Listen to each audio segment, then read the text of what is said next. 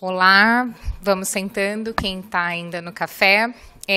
Estamos encerrando já o dia de hoje, é um prazer para mim estar aqui com vocês. Eu sou Roberta Codinhoto, sou executiva jurídica de compliance, então para mim hoje ter a oportunidade de escutar todos esses colegas, nossos representantes do Poder Judiciário falando sobre as tendências do compliance foi um aprendizado muito rico. E tenho a honra de encerrar o dia de hoje apresentando Roberto Mangabeira Unger. Eu pedi 2 ou 3 vezes que ele me autorizasse a apresentá-lo de outra forma, mas o professor pediu que fosse apresentado dessa forma. Para mim é um prazer estar aqui ao lado dele e apresentá-lo para o encerramento do dia de hoje. Professor, por favor, a palavra é sua.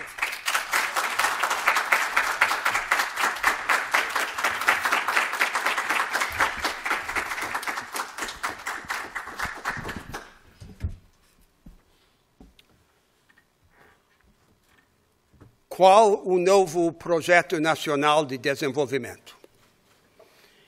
E qual o papel do direito e dos juízes no desdobramento deste projeto? Minha tese é que há um novo projeto de desenvolvimento que teremos de abraçar e que há muito que o direito e os juízes devem e podem fazer por ele. Desenvolvo minha argumentação em 3 passos. Em primeiro, a alternativa nacional hoje. O segundo, a imaginação jurídica e sua tarefa no Brasil. E terceiro, o judiciário e a reinvenção de seu papel. O Projeto Nacional de Desenvolvimento. No último período histórico, o Brasil seguiu uma estratégia de desenvolvimento com 2 bases.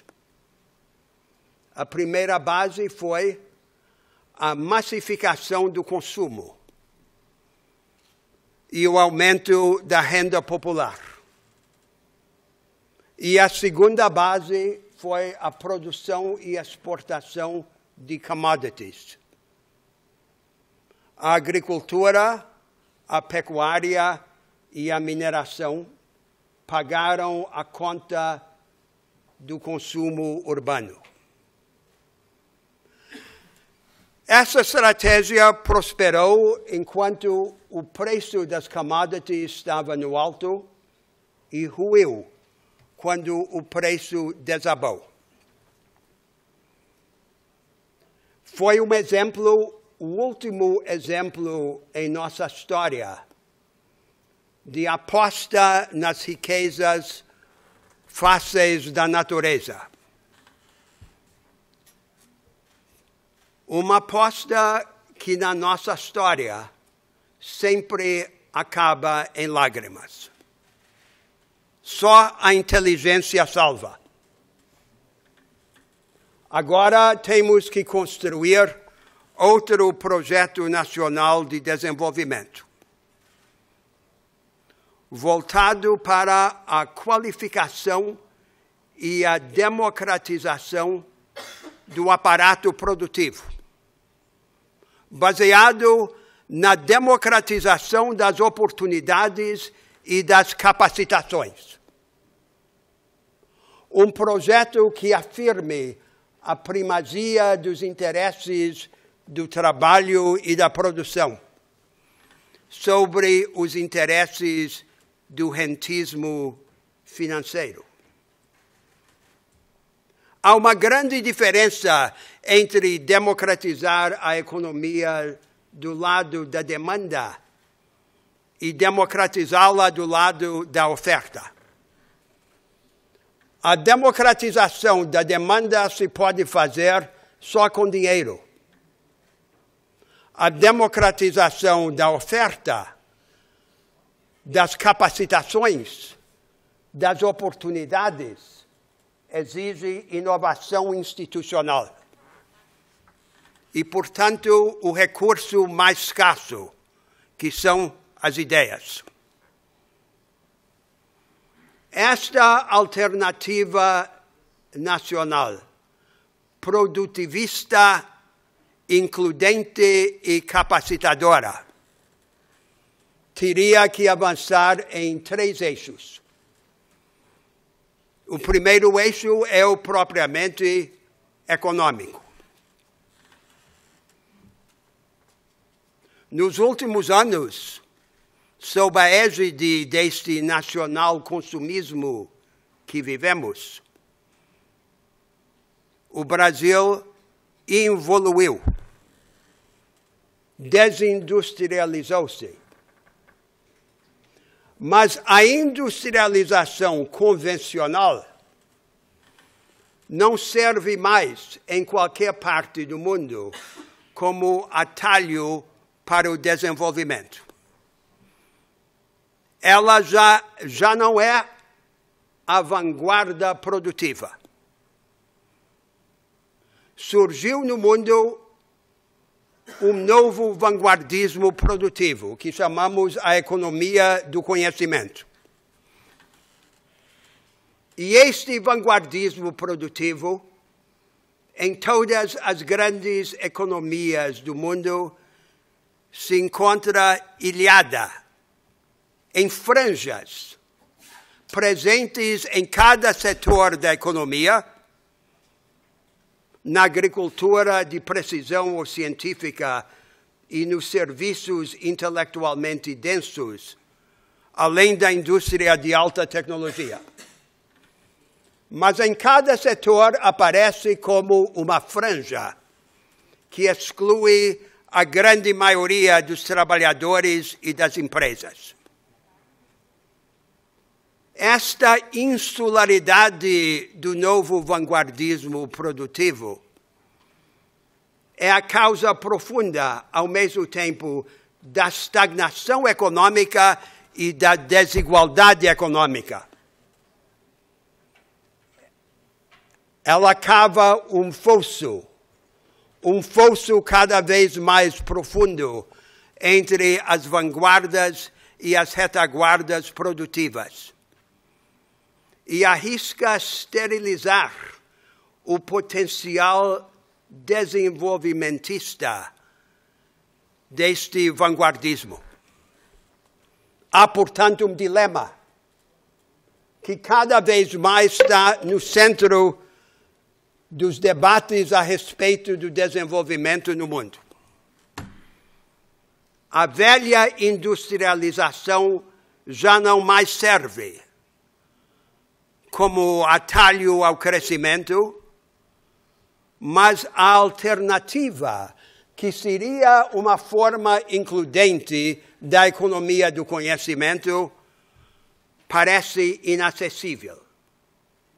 Inacessível porque ela não existe nem mesmo nas economias mais adiantadas, com as populações mais preparadas. Como pode existir num país como o nosso?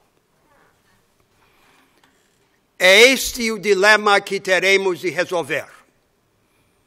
E ele só pode ser resolvido se for quebrado do segundo lado, isto é, transformando o aparentemente inacessível em acessível. Desdobrando a tarefa de construir uma forma includente da economia do conhecimento em pedaços e em etapas. Estas etapas avançam rumo a uma reconstrução da economia de mercado. Na primeira etapa, ampliar o acesso aos recursos e às oportunidades da produção, o capital, a tecnologia, as práticas e os conhecimentos avançados, e coordenar esses acessos. Na segunda etapa, adiante, começar a desenhar uma nova arquitetura institucional da economia de mercado. Entre os governos e as empresas, formas de coordenação estratégica a serviço da disseminação do vanguardismo, que sejam pluralistas, descentralizadas, participativas e experimentais. E entre as empresas, sobretudo as pequenas e médias empresas, as empresas emergentes, fomentar os regimes de concorrência cooperativa, para que possam competir e cooperar ao mesmo tempo, fazendo mutirão de recursos e ganhando economias de escala. Na terceira etapa, no futuro mais remoto, o objetivo é desenvolver dentro da economia de mercado formas alternativas de descentralização econômica. Regimes alternativos de propriedade e de contrato que passariam a coexistir experimentalmente na mesma economia de mercado. O vanguardismo insular tem como contrapartida no mundo contemporâneo o avanço da precarização do trabalho. Não há como construir um vanguardismo includente quando a maioria dos trabalhadores está condenada não apenas ao aviltamento salarial, mas também à insegurança econômica radical. Daí o imperativo de construir, ao lado da legislação tradicional de trabalho, um segundo corpo de regras, destinado a proteger, organizar e representar a multidão de informais e de precarizados. Não basta regular a economia de mercado. Não basta atenuar as desigualdades geradas nela por políticas retrospectivas de redistribuição compensatória. É necessário inovar progressivamente nas instituições que definem o conteúdo da economia de mercado. E desta forma influir na distribuição básica das vantagens, dos ativos e das oportunidades. O segundo grande eixo desta alternativa nacional de desenvolvimento é uma transformação radical do ensino no Brasil. Uma alternativa produtivista e capacitadora como esta exige uma maneira completamente diferente de aprender e de ensinar. A educação no Brasil continua vidrada em decoreba, no enciclopedismo raso, como se sua ambição fosse transformar jovens brasileiros do século XXI em crianças francesas do século XIX. Um outro paradigma pedagógico, um paradigma que, primeiro, afirme a primazia das capacitações analíticas e sintéticas sobre o domínio da informação, que, segundo,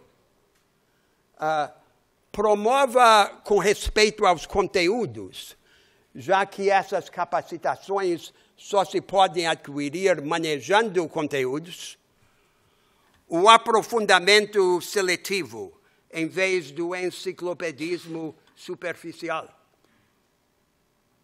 Terceiro, que afirme como base social do ensino a cooperação, o trabalho em equipe, em vez da justaposição de individualismo e autoritarismo que caracteriza as nossas salas de aula.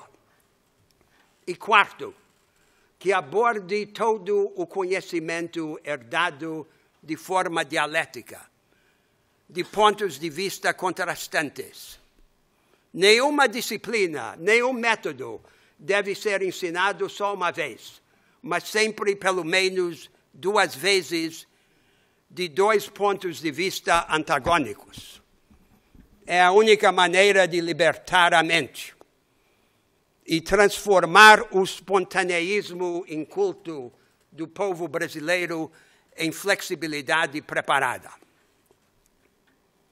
A base institucional e prática desta revolução pedagógica exige, num país como o nosso, grande, desigual e federativo, a reconciliação da gestão local das escolas pelos estados e os municípios, com padrões nacionais de investimento e de qualidade.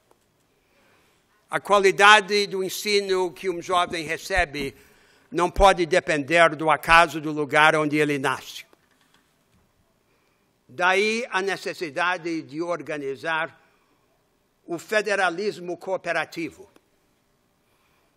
E por meio de órgãos colegiados dos 3 níveis da federação, vir em socorro das redes escolares locais defeituosas, se necessário assumi-las, entregá-las a gestores independentes, consertá-las e devolvê-las consertadas. É claro que esta alternativa institucional exige também o engajamento da sociedade civil independente, de forma cooperativa. Não é a privatização dos serviços públicos a favor de empresas com objetivo de lucro. O Estado provê o mínimo universal, mas, ao mesmo tempo, o Estado engaja, prepara, financia, monitora a sociedade civil independente para que ela, de forma cooperativa, por exemplo, por meio das organizações sociais, participe da qualificação competitiva e experimental dos serviços públicos. É a única maneira de cumprir esta transformação. O Estado, por si só, não pode cumpri-la. O terceiro eixo desta alternativa nacional é o aprofundamento da democracia brasileira. Todas as democracias que existem no mundo são democracias fracas. Todas elas perpetuam o governo dos vivos pelos mortos. E todas elas fazem a transformação depender das crises. Nós, no Brasil, não temos guerras e não podemos, como os europeus, por exemplo, depender das guerras para possibilitar as transformações. Temos de organizar uma democracia de alta energia. Uma democracia de alta energia passa por 3 conjuntos de inovações institucionais. O primeiro conjunto se destina a elevar a temperatura da política, isto é, o nível de engajamento popular organizado na vida pública. Não podemos escolher entre uma política institucional e fria e uma política calorosa, porém anti- ou extra-institucional. Precisamos de uma política que seja, ao mesmo tempo, quente e institucional.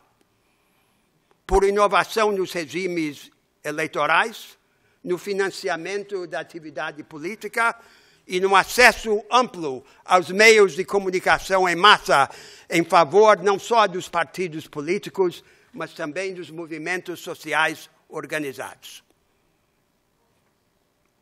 O segundo conjunto de inovações se destina a acelerar o passo da política.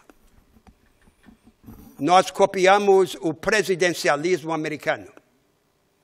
que tem uma grande vantagem num país como o nosso. Permitir uma marcha direta ao centro do poder e facultar um potencial plebiscitário.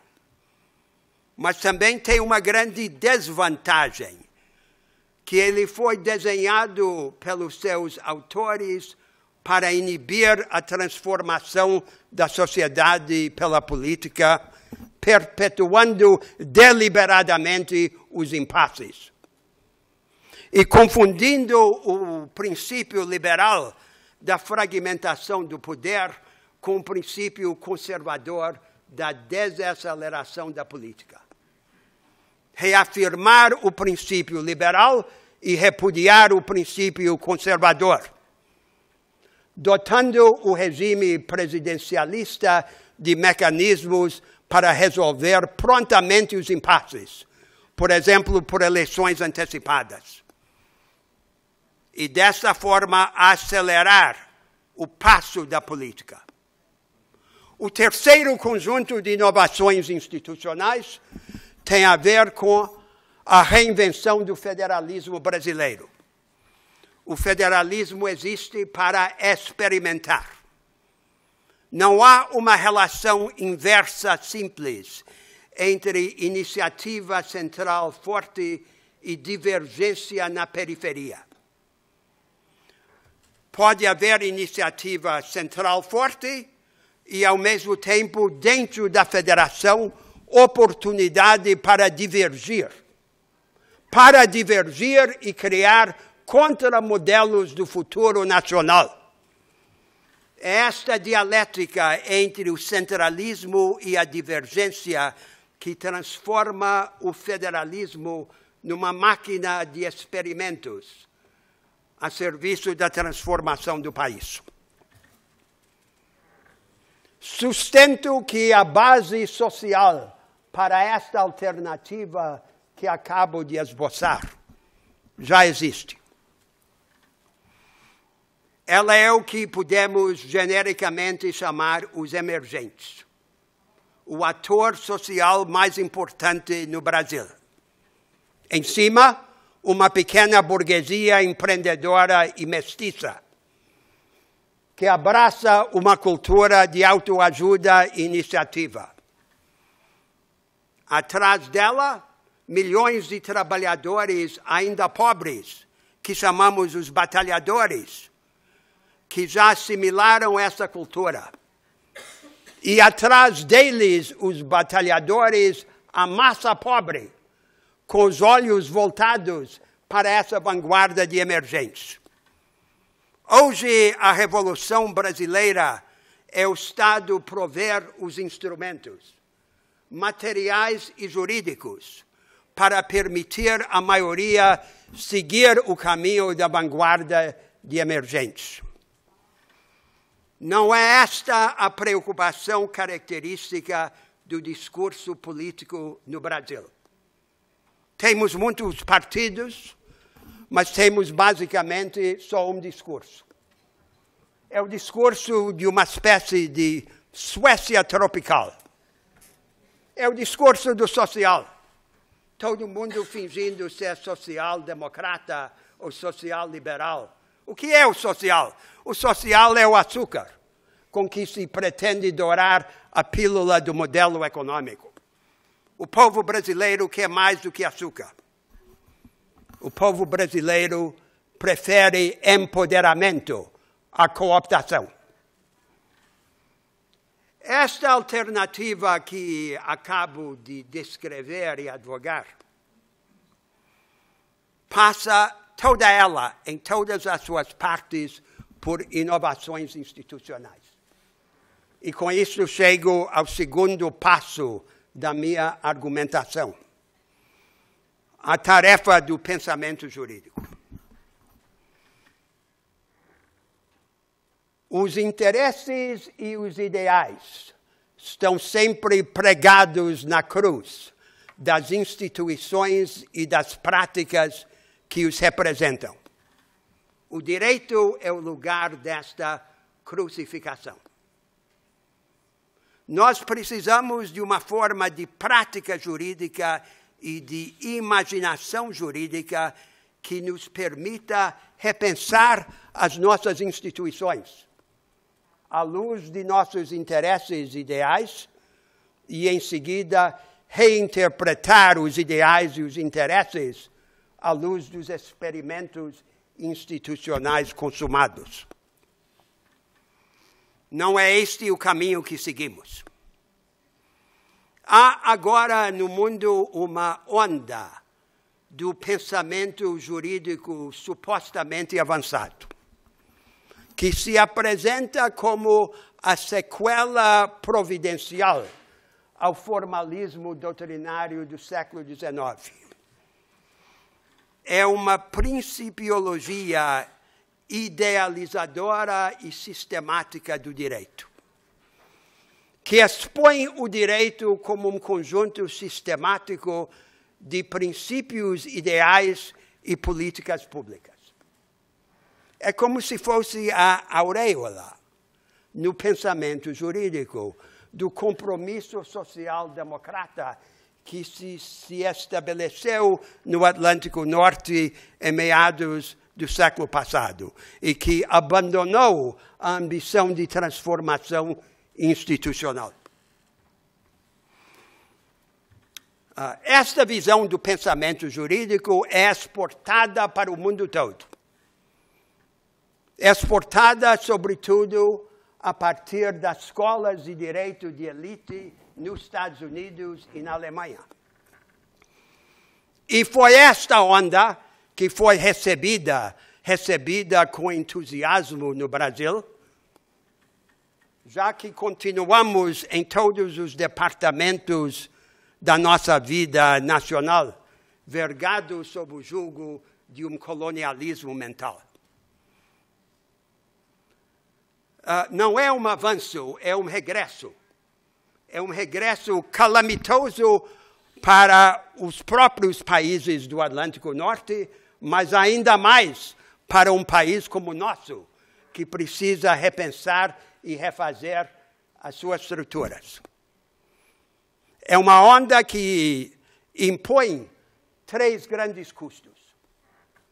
O primeiro custo é a mistificação do direito, apresentado falsamente como um sistema, quando, na realidade, toda parte do direito tem soluções dominantes e um conjunto de anomalias e contradições, de vestígios, que podem ser o ponto de partida de profecias e alternativas. Este é o direito real.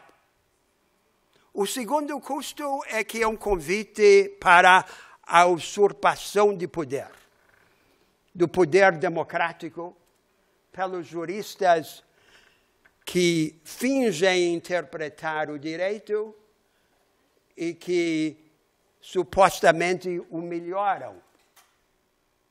E assim expropriam poder legislativo para eles, exercido em nome desta idealização mentirosa. O terceiro e o mais grave custo desta idealização sistemática do direito é inibir, paralisar a dialética vital entre a reconstrução das instituições e a reconstrução dos interesses e dos ideais. É como se fosse um narcótico, um soporífero. Aqui temos de escapar. E qual é a alternativa? A alternativa é entender que o pensamento jurídico tem 2 vocações distintas. Uma vocação menor, a ser perseguida no ambiente jurisdicional, e uma vocação maior, que se manifesta na vida cívica da nação. A vocação menor é resolver os litígios e reconhecer os direitos lá, no ambiente profissional e da jurisdição. E ali o caminho é abraçar uma interpretação prática, finalística, teleológica de cada pedaço do direito porém sem a pretensão sistemática e idealizadora que impõe os 3 custos que enumerei. E fora do ambiente jurisdicional, na vida cívica, a vocação do pensamento jurídico é assistir a cidadania na sua tentativa de reconstruir o país. É a imaginação institucional descendo do céu, do império, para o chão, dos pormenores das alternativas que estão no direito. Agora chego ao terceiro passo da minha argumentação. A tarefa do judiciário. Do judiciário brasileiro. A maneira de servir a alternativa nacional. Na vocação menor, a vocação a ser atendida no ambiente jurisdicional, é esta interpretação teleológica, finalística, sem a pretensão idealizadora e sistemática, mas com uma cautela adicional recomendada pela realidade brasileira. A cautela é adotar o que se poderia chamar uma dualidade hermenêutica. O nosso país é um país sufocado, estrangulado por um condomínio de corporativismos, de interesses organizados que procuram se aproveitar das fraquezas do Estado. E, portanto, grande parte do direito brasileiro é constituído pelo botim desta pilhagem. Cabe, portanto, ao jurista, no exercício desta vocação menor, distinguir entre as partes do direito que estão mais ou menos comprometidas por esta atividade dos interesses organizados e aproveitadores. Quanto mais um pedaço de direito é um resíduo de botim, maior a necessidade de adotar uma interpretação restritiva para confinar o mal.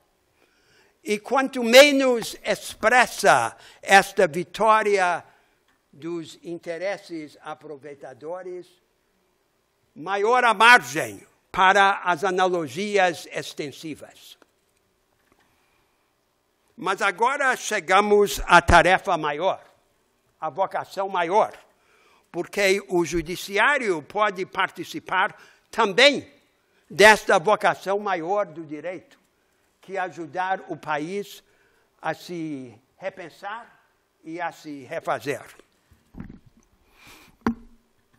Não é tarefa dos juízes, nem mesmo dos juízes da Corte Constitucional, salvar a maioria de seus erros políticos.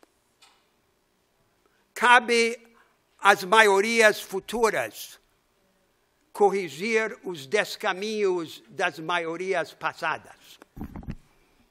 Não devem os juízes, sob o pretexto da idealização sistematizadora do direito, procurar guiar o país. Mas eles têm outra tarefa e outro poder, que é abrir margem, abrir o espaço, abrir as brechas para a energia cívica da nação, para que ela, a nação, se manifeste e triunfe sobre esses interesses sectários. Esta obra maior, da qual o judiciário pode e deve participar, tem 3 elementos. A primeira parte é a construção jurisprudencial das instituições necessárias à alternativa nacional. Observem naquele esboço que eu fiz da alternativa o imperativo de muitas inovações institucionais traduzidas nos pormenores do direito público, mas também do direito privado.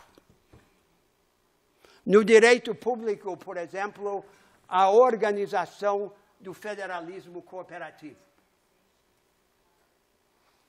E o desenvolvimento das regras e das instituições que organizam a parceria da sociedade civil independente com o Estado na provisão dos serviços públicos.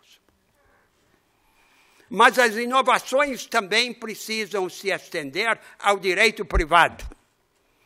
O que aconteceu no Ocidente no século XX é que um novo corpo de regras de direito público, de um Estado regulamentador e redistribuidor, foi sobreposto a um conjunto quase intocado de direito privado. Mas agora, para democratizar a economia de mercado, a inovação tem que ser mais radical e alcançar o próprio direito privado. Naquelas alternativas econômicas que eu descrevi, há, por exemplo, dois conjuntos de inovações de direito privado de grande importância.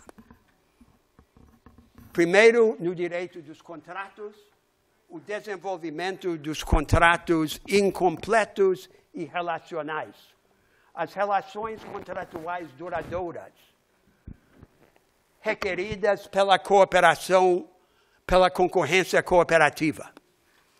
E no direito de propriedade, o desenvolvimento de formas fragmentárias ou derivadas do direito de propriedade, que organizem a sobreposição de direitos de diferentes tipos, de comunidades locais, de governos locais, de trabalhadores, junto com os donos, os investidores, nos ativos das empresas. A segunda parte da obra tem a ver com a desestabilização dos acertos oligárquicos dentro da elite brasileira. O trabalho contra a corrupção hoje no Brasil, que foca a relação entre o dinheiro e a política, é apenas um dos aspectos desta obra maior.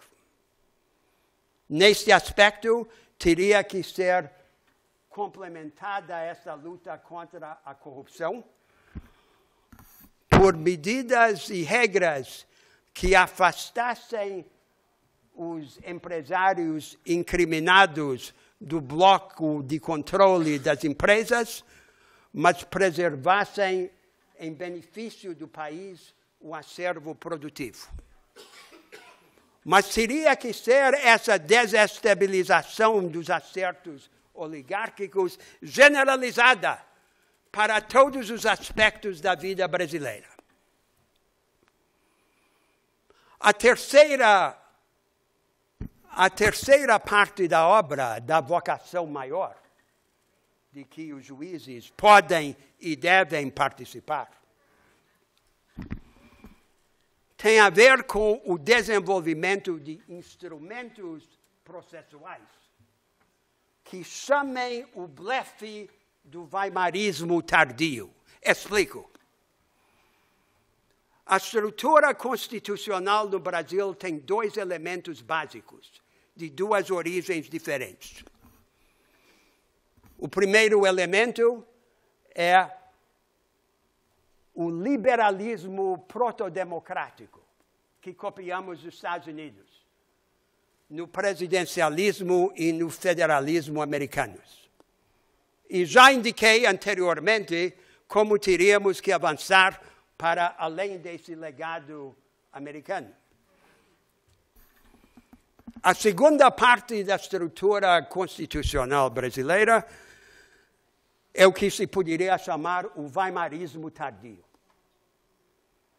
É a prática iniciada pela Constituição de Weimar e seguida pelas constituições posteriores do século XX de prometer direitos a rodo, de todo tipo, sem criar os instrumentos institucionais para a efetivação desses direitos. Uma mentira, um embuste, uma impostura organizada em forma de Constituição. E, portanto, também um blefe.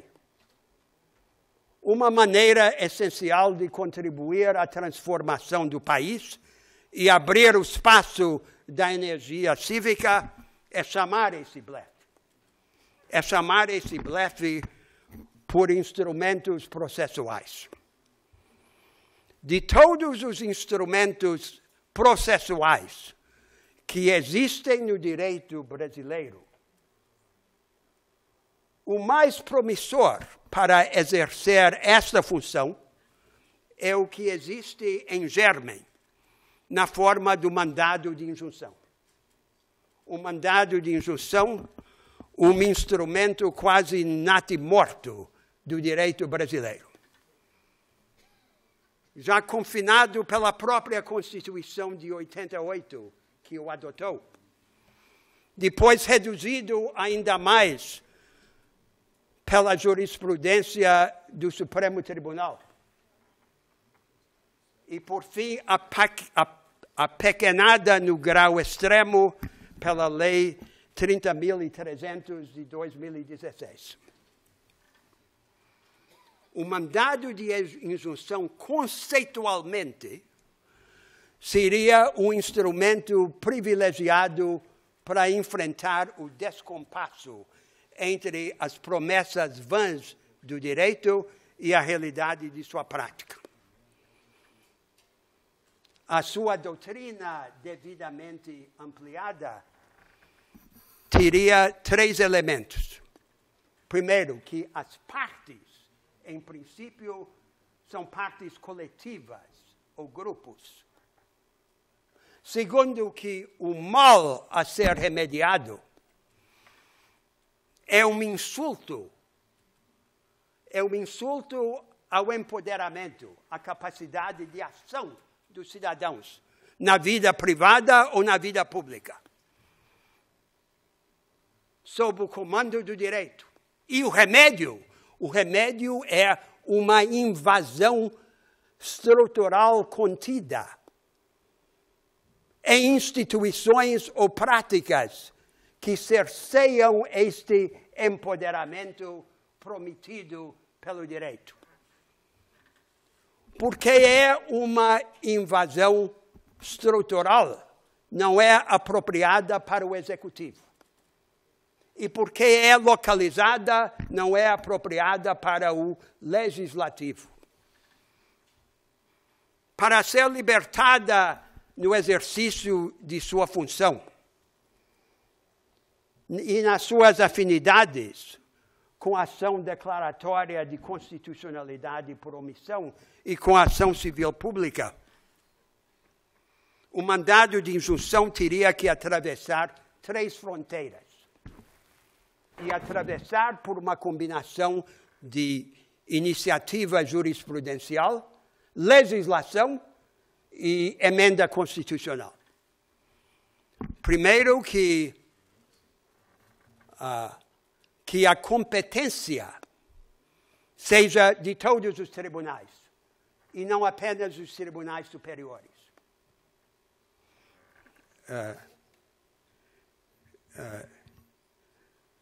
Segundo, que os direitos em nome dos quais se atua no mandado de injunção sejam todos os direitos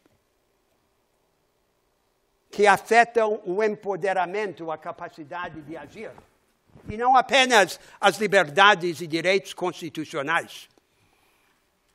E terceiro, que o judiciário não se limitaria a se reportar a outro poder para fazer o trabalho, mas quando necessário, fizesse o trabalho por ele mesmo, inclusive com a faculdade de sequestrar recursos orçamentários. E dessa forma, de maneira dramática e decisiva, chamar o blefe do weimarismo tardio. Por si só não resolve qualquer problema, mas cria uma série de desequilíbrios, de confrontos, de revelações que permitem ao país descobrir-se a si mesmo. Concluí a minha argumentação. O tema subjacente a cada uma das três partes do meu raciocínio é o tema da grandeza. A grandeza é a ideia central da política e de seu instrumento, o direito. A matéria-prima da grandeza é a vitalidade. Marca maior do Brasil é sua vitalidade. Uma vitalidade desmesurada, assombrosa, desequipada, desorientada, anárquica e quase cega. Nossa tragédia histórica tem sido negar a maior parte de nossos concidadãos meios para transformar esta vitalidade em ação fecunda. A vitalidade precisa de uma aliada. A aliada da vitalidade é a imaginação. Sobretudo, a imaginação institucional. Da imaginação institucional e da prática transformadora que ela subsidia, recebe a vitalidade asas e olhos. Vidente e alada, vitalidade converte-se em grandeza.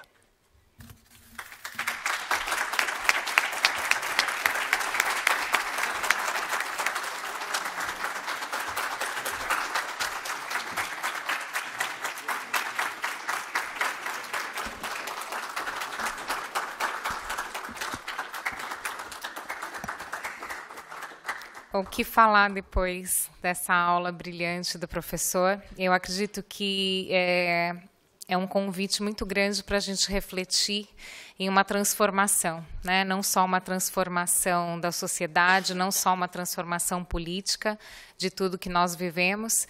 E eu me sinto muito honrada de encerrar com esse painel do professor Mangabeira, porque justamente, né, eu estou aqui hoje como cofundadora do Jurídico Sem Gravata, e é justamente isso que nós pregamos na advocacia. É essa transformação do nosso papel no judiciário, é a nossa transformação como profissionais do direito, né? Então, é esse convite também, que eu acredito que depois das palavras ilustres do professor, eu faço a vocês, e com isso nós encerramos o painel de hoje. Eu vou entregar o certificado ao professor pela participação. Muito obrigada.